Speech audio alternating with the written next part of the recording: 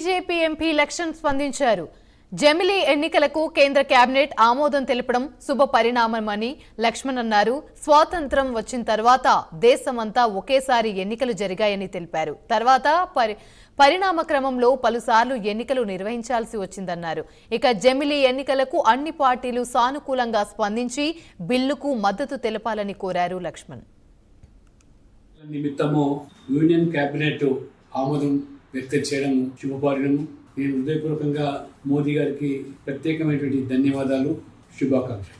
ఇది జమిలీ ఎన్నికలు అనేది స్వాతంత్రం వచ్చిన తర్వాత 1952 నుంచి 67 వరకు నిర్విరామంగా ఈ జమిలీ ఎన్నికలు జరిగినప్పటికీ పార్లమెంటు, అసెంబ్లీ, స్థానిక సంస్థలు ఆనాడు ఇందిరాగాంధీ గారు రాజకీయ అవసరాల కోసం ముందస్తుగా 1 సంవత్సరం ఎన్నికలు పోవడం వల్ల ఆ క్రమం తప్పిపోయింది.